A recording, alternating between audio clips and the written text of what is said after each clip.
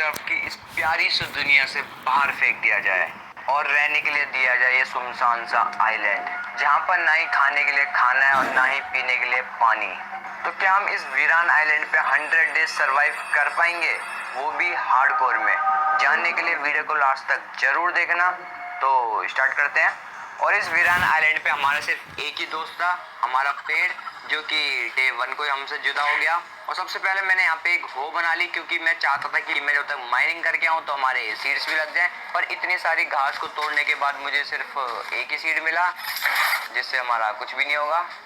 ठीक है चलो। और जाते जाते हमारा दोस्त हमारे लिए काफ़ी सारी यहाँ पे सैम्पलिंग छोड़ गया था, जिसको मैंने तुरंत लगा दिया और उसके बाद सीधा चला गया माइनिंग के लिए। और उसके बाद मैंने अपने सारे वुडन टूल्स को अपग्रेड कर लिया स्टोन टूल्स में। और उसके बाद थोड़ी सी माइनिंग करने के बाद लकीली मुझे यहाँ पे अपने पहले आयरन देखने को मिल चुके थे।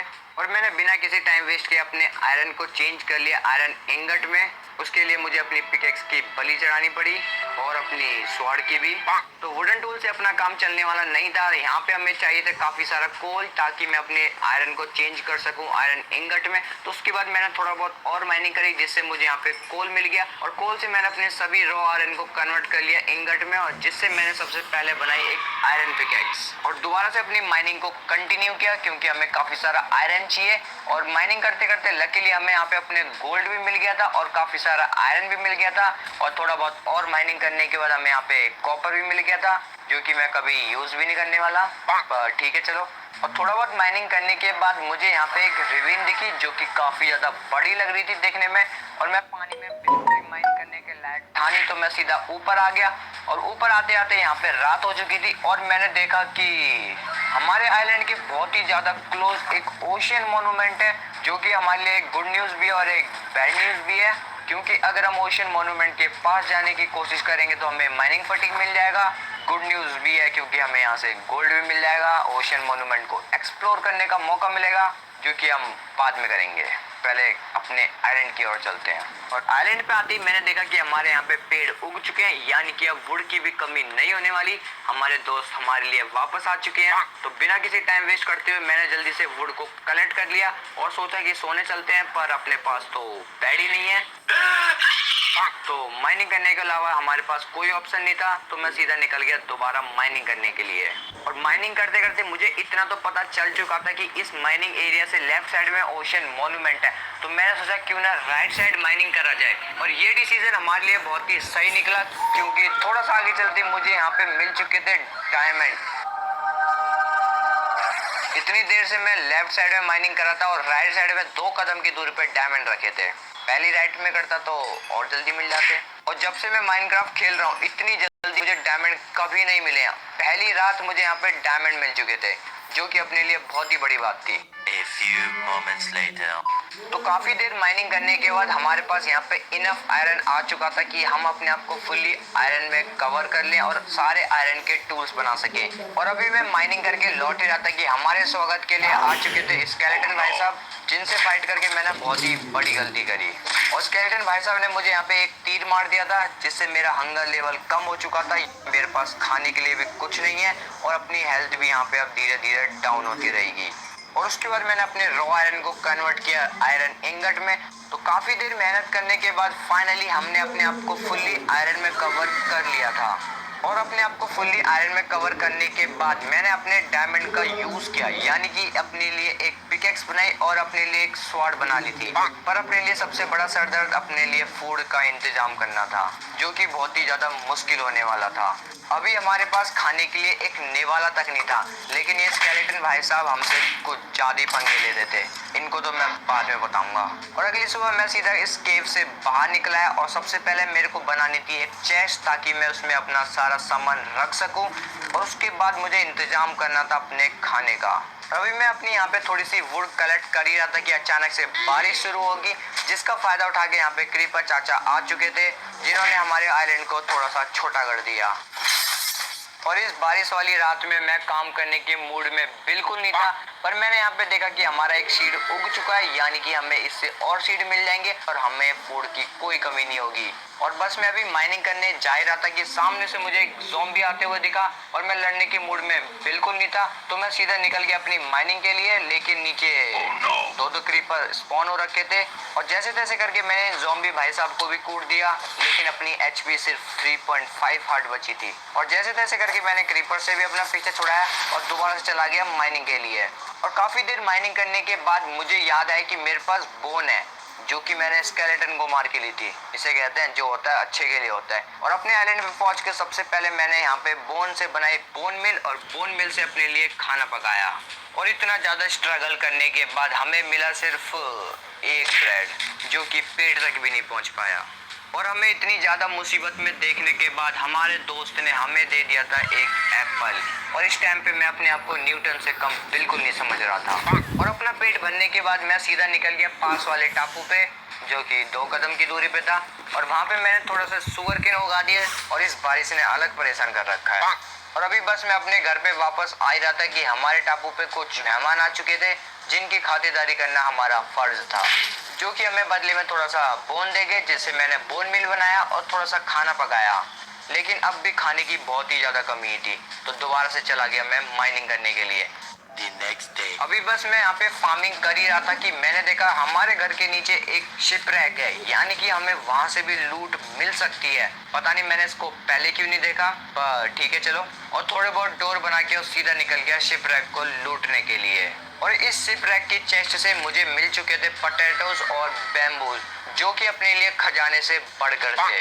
और अपने पोटैटोज को उगाने के बाद हमारा बिजनेस थोड़ा सा बढ़ चुका था, यानी कि अब हमें खाने की बिल्कुल भी कमी नहीं होने वाली। और अब भी हमारे पास बेड नहीं था, यानी कि हम सो नहीं सकते थे। और हमारा आइलैंड बहुत ही ज्यादा खतरे में आ चुका था, जहाँ पर लोग आके छेद करे जा रहे थे। और इस बार मैं ठान के गया था कि इस बार मैं माइनशाफ्ट ढूंढ के रहूंगा। और लकीली काफी ज्यादा माइनिंग करने के बाद फाइनली हमें मिल चुकी थी अपनी एक माइनशाफ्ट। तो बिना किसी देरी के मैंने सबसे पहले यहाँ पे स्ट्रिंग को कलेक्ट करना चालू कर दिया। और थोड़ी बहुत छानबीन करने के बाद मुझे यहाँ पे एक स्पाइडर मिली, जो कि शायद अपने जाले में फंसी हुई थी, जिसको मैंने छुड़ाने की बहुत कोशिश करी, पर अफसोस छुड़ाते छुड़ाते वो बच ना सकी।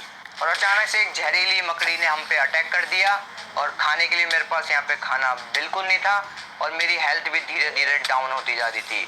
तो उसके बाद सीधा मैंने घर जाने का फैसला किया, इसको फिर कभी लूटेंगे। और जैसे ही मैं अपने घर पहुंचा तो हमारे स्वागत के लिए यहाँ पे फैंटम आ चुके थे, जिनमें से एक फैंटम पेड़ पे चढ़ने की कोशिश कर रहा था, तो हमने भी उनकी थोड़ी सी हेल्प कर दी।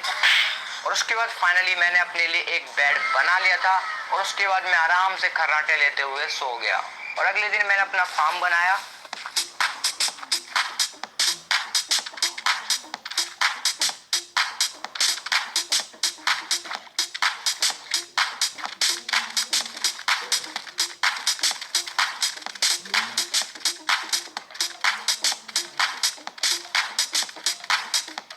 तो हमारा फार्म तो बन के रेडी हो चुका था। अब बारी थी अपने लिए एक सुंदर सा घर बनाना। और घर बनाने से पहले मैंने अपने आइलैंड को थोड़ा सा प्लेन किया और उसके बाद सीधा निकल गया अपने घर के सारे रिसोर्सेज को कलेक्ट करने के लिए। 2000 years later. और उसके बाद फाइनली मैंने अपने घर बनाने का काम स्टार्ट किया।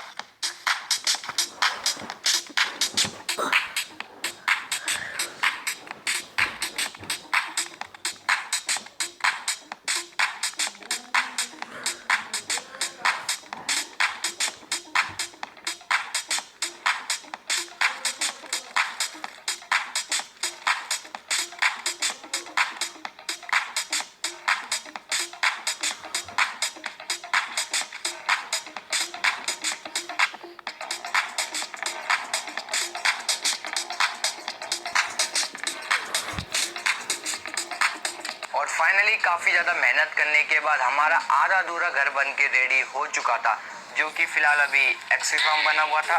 और अपने घर की सुंदरता को बढ़ाने के लिए मैं अपने घर में लगाने वाला था क्रिम्सन वुड और उसके लिए हमें जाना था नेदर में।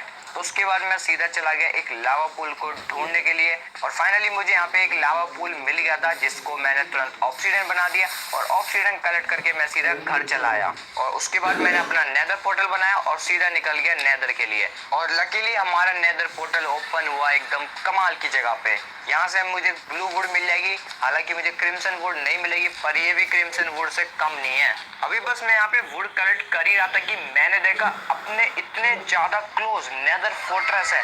वाह भाई वाह, मजा आ गया आज तो। ये रहा हमारा पोर्टल और ये थी नेदर फोर्ट्रेस। भाई इतने ज्यादा क्लोज है, यानी कि अब हमें नेदर फोर्ट्रेस ढूंढने में भी कोई दिक्कत नहीं होने वाली।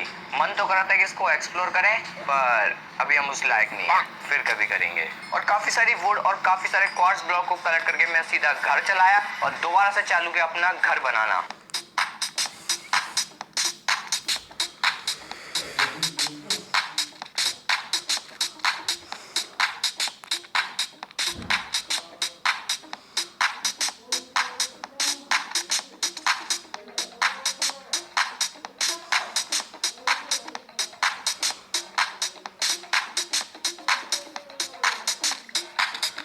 और फाइनली काफी ज्यादा मेहनत करने के बाद हमारा प्यारा सा घर बनके रेडी हो चुका था।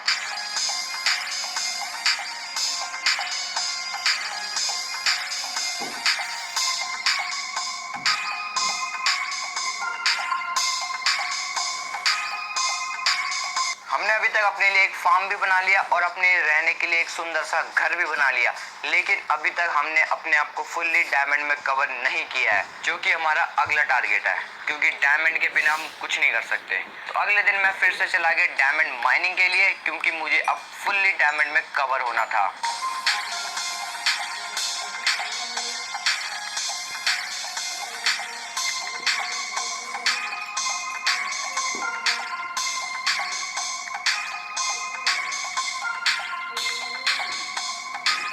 और फाइनली काफी ज्यादा माइनिंग करने के बाद मैंने अपने आप को फुल्ली डायमंड में कवर कर लिया था। तो होपफुली आपने एपिसोड एंजॉय किया होगा। तो मिलते हैं अगले एपिसोड में, तब तक के लिए गुड बाय।